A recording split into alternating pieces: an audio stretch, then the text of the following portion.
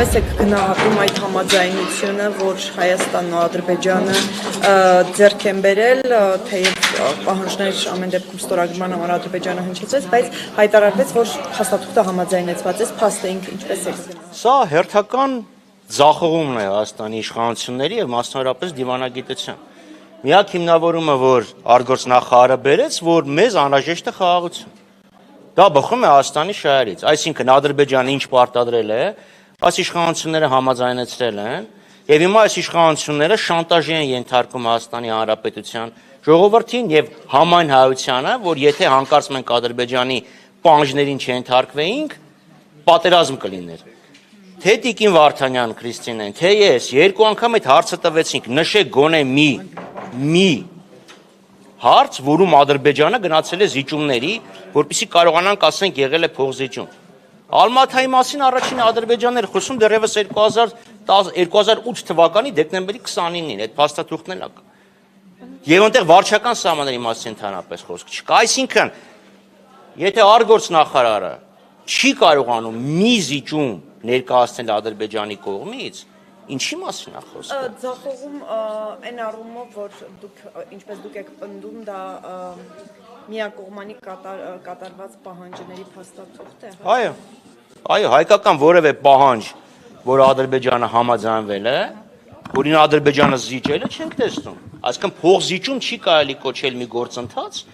որտեղ մի կողմը անընդհատ զիջում է։ Այսինքն հիմա որ չկարող է չճեմ, դա դուք զիջում։ Դե գիտեք ինչա, եթե ես ձեզանից ձեր միկրոֆոնը ուզեմ, դուք առանց վարանելու տակ սիրահորժար մի հատ էլ բանտիկ կապեք։ Ես կարիք չեմ ունենա ուժով փոխելու։ Ինչ ուզելա տվել են։ Այսինքն պետք է ստորագրվի, որ չտակ համաձայնեցված է։ Մի րոպե մի հարցին պատասխան կներեք ելնի։ Հիմա մենք ունենք այս իրավիճակը, ինչ պահանջել են, ինչպես նշում եք, կատարվում է Հայաստանը։ Ինչպես պետք է անենք, այսինքն չստորագրվի այս փիլում եւ ընդդիմությունը չի անելու, որ այդ փաստաթուղթը չստորագրվի։ Նայեք, ադրբեջանցիները հայտարարել են, որ այս փաստաթղթի ստորագրման նախապայմանը սահմանադրական բարեփոխում բառը չեմ ուզում ասեմ, ադրբեջանական պահանջով սահմանադրության փոփոխություն։ Եվ ամեն ինչ պետք է անի, որպեսզի այդ թուղթը, որի նախագիծը միգուցե Բաքվում է գրվել եւ ուղարկվել այստեղ, չանցնի։ Պարոն Խաչատրյան, Ես մի հոգու եմ կարող լսեմ էլի միաժամանակ։ Ձեր մյուս թիմը, խորհրդարանական մյուս գործընկերները, հանրապետականները, արդեն հայտարարել են, որ սա երկրորդ կապիտուլյացիան է։ Կիսում եք նրանց դիրքորոշումը։ Ես եկեք ուրիշ երկրորդ թիմի որևէ կարծիք չմեկնաբանեմ էլի։ Փաստաթուղթը, որը մենք դեռ չենք տեսել, բայց այն ինչ որ մենք տեսել ենք, դա չգիտեմ 6-րդ վերսիան էր, 7-րդ վերսիան է։ Չէ, որը որ մենք ենք տեսել։ Կարծեմ վերջի վերսիան 8-րդն է, որը տեսել ենք։ Դրանից հետո ադրբեջանական պահանջների մենյուն լայնացել է, ես չգիտեմ հիմա այնտեղ ինչ թուղթ կա, բայց այն ինչ որ ես եմ տեսել, այն ինչ որ մենք ենք տեսել, խաղաղության որևէ տար իր մեջ չի պարունակում։ Դա միանշանակ ադրբեջանական պահանջներ են։ Եթե այդ ամեն ինչը ստորագրվի, եթե ադրբեջանական մյուս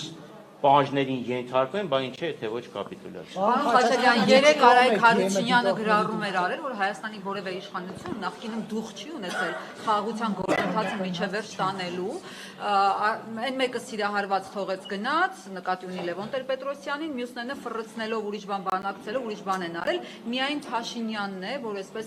դուխ է ունեցել այդ խաղաղության գործընթացը միջևերջ տանելու։ Այդով ասել կներեք։ Արայք Հարությունյանը։ Այսինքն ճշնամու առաջ ծնկի գալը դուխ է պահանջում, հա պարտվելը քաջություն է պահանջում։ Ձեզ այստեղ էլ ասեցին, բա դուք անեիք, Գիտեք, բժշկության եւ քաղաքականության եւ ընդհանրապես բոլոր բնագավառներում կա մի մոտեցում՝ մի վնասի։ Այսինքն եթե չես կարողանում իրավիճակը շտկել, ել ավելի մի փչացրա։ Հիմա եթե իրանք ինչ արեցին, իրանք ընդունեցին մի իրավիճակում առաջարկը, որը դրված էր սեղանին, դա կրակվի հունվարի 18 թվականի փաստաթուղթներ, ինքը դա կարդացել է, կապանում է կարդացել։ Հիմա մենք ինչ ունենք ելքում։ Դա դուխ էր պահանջում։ Ավելի լավ իրավիճակում դուք կարող եք Արարատ Միրզոյանն էլ ասեց 95-ին էլ կար ավելի լավ պայման, 95-ին լավ պայման չկար։ Հասկացա, բայց դա չի նշանակում 98-ին կար։ Բայց ինչու՞ չարեց։ Որովհետև Ադրբեջանի չկան ընդհանուր համաձայնության, բայց դա չի նշանակում, որ քո պահանջը այլ է եղել։ Լավ, այստեղ խնդիրը ի՞նչ է, դու առաջարկ ես ներկայացնում, միջնորդները համաձայն էին, Ադրբեջանը համաձայն չէր։ Հիմա այստեղ Ադրբեջանը պահանջարկ է ներկայացնում, պահանջ է ներկայացնում, ամենքն համաձայն համբերես ցնկի գալի։ Տարբերությունը դրանում է։ Ձեր հարցը ուղղակի ներողություն խնդրեմ։ Որ հարցին դրությունն է վերջնական ինչ-որ։ Հենց այդ դուխ ունենալու հետ էր Այսինքն ես էլ եմ ասում, դուխ ունենալը դուխով գլխարկ դնելն է, կամ վրան մի լիտր դուխի փչելն է։ Դուխ ունենալը թշնամու դեմ պայքարելն է, որը ինքը չարեց։ Պարոն Խաչատրյան, որ հիմա շատ շտապում են Հայաստանը, Ադրբեջանը ստորագրել այդ պայմանագիրը, որտեղ գիտենք այսպես գերտերությունների հետ կապված իրենք ուկրաինական հարցեր փորձում լուծել եւ հիմա շատ շտապում են Հայաստանը, Ադրբեջանը, այսպես արագ այս պայմանագիրը։ Նայեք,